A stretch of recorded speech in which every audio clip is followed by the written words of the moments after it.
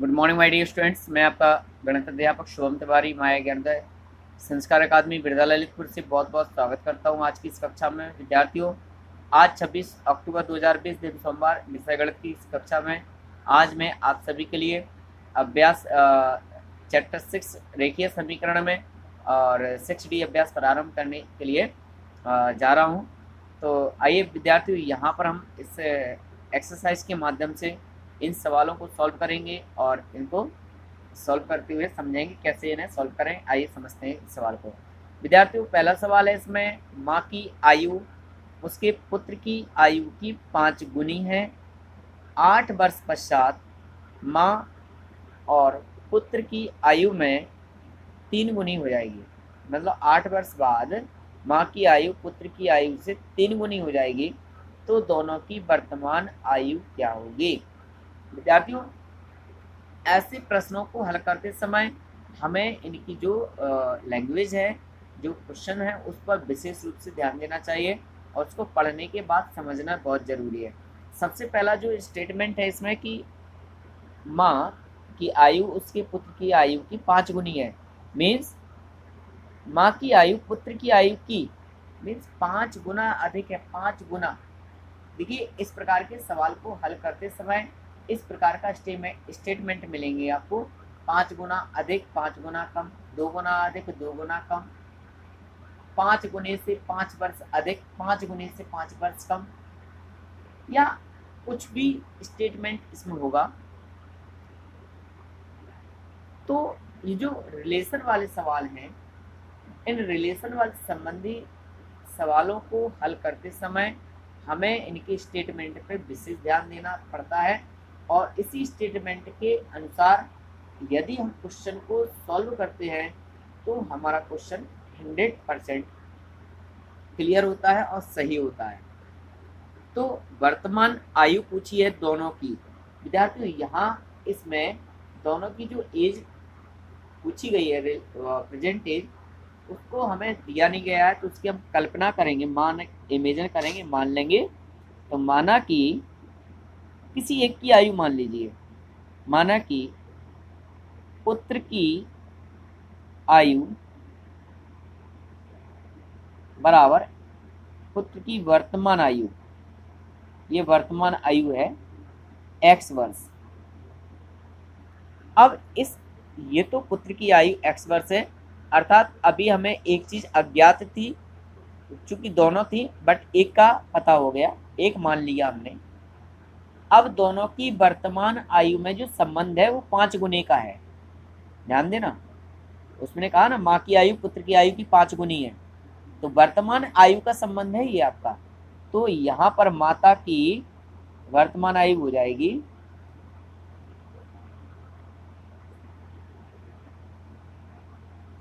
बराबर 5 गुना यानी 5x वर्ष। अब ये तो पहला संबंध हो गया हमारा। दूसरा संबंध है 8 वर्ष के बाद का। तब 8 वर्ष बाद, तो 8 वर्ष पश्चात। अब 8 वर्ष पश्चात क्या होगा? ये जो संबंध 5 गुने का है, यह संबंध घट गया, 2 गुना घट गया, यानी 3 गुना बचा। तो 8 वर्ष बाद माता और पुत्र, ये बताइए वर्तमान में माता कितने की थी? x की, सॉरी 5x वर्ष की। पुत्र कितने का था? x वर्ष का। 8 वर्ष बाद विद्यार्थियों, आज अगर हम यूँ कहें कि आज किसी एक व्यक्ति की उम्र 10 साल है, 8 साल बाद वह कितने वर्ष का होगा? तो बताइए, उम्र बढ़ेगी या कम होगी? तो विद्यार्थियों, जब आपसे कहा जाए 2 वर्ष बाद, 5 वर्ष बाद, 6 वर्ष बाद, 10 वर्ष बाद, 20 वर्ष बाद, तो यहाँ उम्र बढ़ती है ना कि घटती है।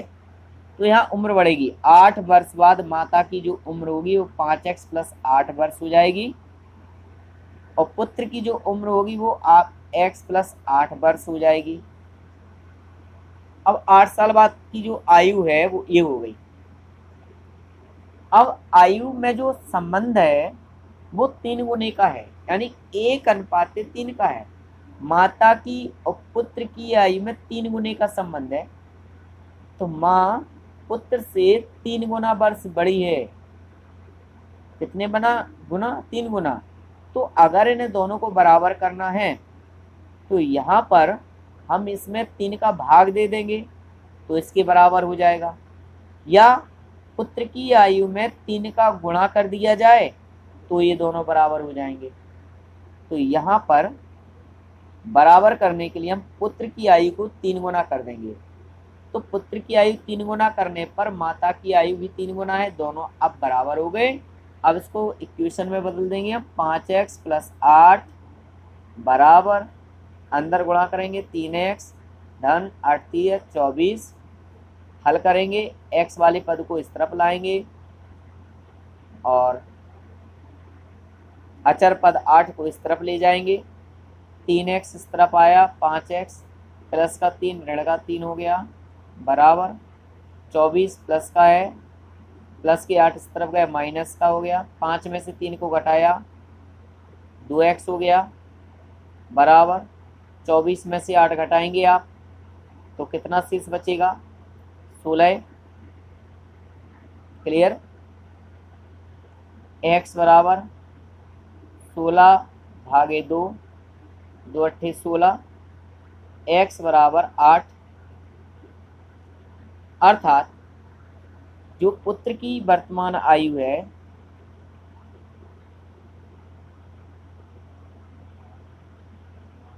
वह हमने x वर्ष मानी थी, जिसका मान कितना आया? 8। तो पुत्र की आयु तो 8 वर्ष हो गई।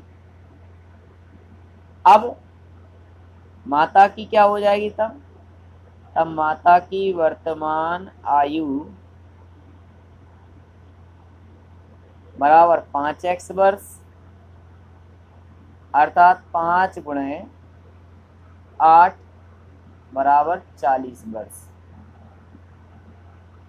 अब जो संबंध थे क्या वो इस संबंध में, इस उम्र में फिट हो रहे हैं? वर्तमान संबंध 1:5 का था, यानी माता 5 गुना बड़ी थी, पुत्र 5 गुना छोटा था। तो 8/40 में अनुपात अगर आप निकालेंगे तो 1:5 का ही आएगा, 8×5 = 40। अब 8 साल बाद का अनुपात है 3 गुने का, तो 8 साल बाद ये 16 साल के हो जाएंगे, 8 साल बाद ये 48 साल की हो जाएंगी। तो 16 और 48 में जो अनुपात आएगा, 16×3 = 48, 3 गुने का अनुपात आ गया, 1:3 का आ गया। अर्थात ये हमारे दोनों आंसर सही है। विद्यार्थियों, ये 6D अभ्यास का प्रथम सवाल था।